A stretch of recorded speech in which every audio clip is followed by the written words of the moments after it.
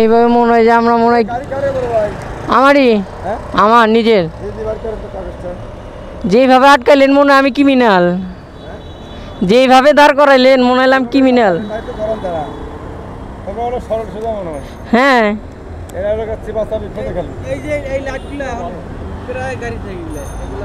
হ্যাঁ ওগুলো স্টক ইয়ার থেকে দেয়, বিআরটি থেকে দেয়। এই যে লাইসেন্স ওর ভিতরে এই যে এই পাশটা হুসাইন সব লেখা আছে, ওজনে লেখা আছে।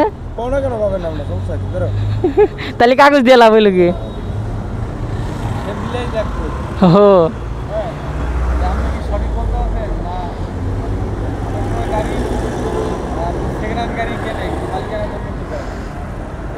দেখুক আল্লাহ তাই মতাই দেখুক।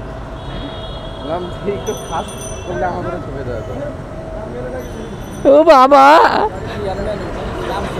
না সবে কি এমনি হেজাল, সারাদিনে না হলে 20-25 বার আমার গাড়ি নিয়ে এই সমস্যা করে, সারাদিনে 20-25 বার আমাকে সমস্যা করে।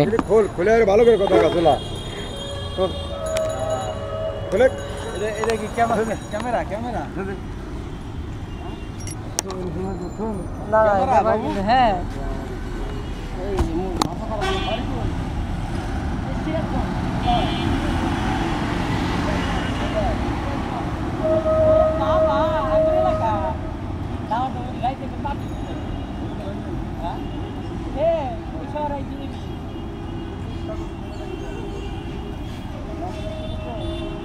নতুন গাড়ি আমার নামে, নতুন গাড়ি আমার নামে, আমার নাম হচ্ছে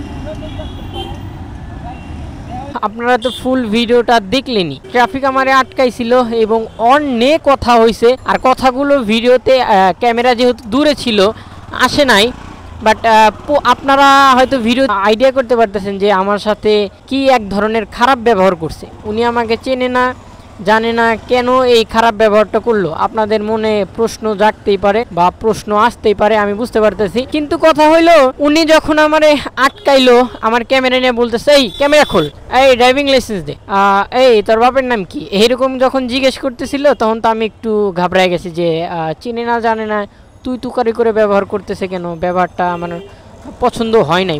যে কারণে আমি বলতেছি ভাই এরকম ব্যবহার কেন করতেছেন, ব্যবহার একটু ভালো করেন, ভালো করেন। মানে আমার ক্যামেরা খোল, এরকম সেরকম কাগজপাতি বাপের নাম কি সব কিছু জিজ্ঞেস করার শেষে বলতেছে বেটা আমার বাসা সিরাজগঞ্জ, তোর বাসা যেরকম সিরাজগঞ্জ আমার বাসাও সিরাজগঞ্জ।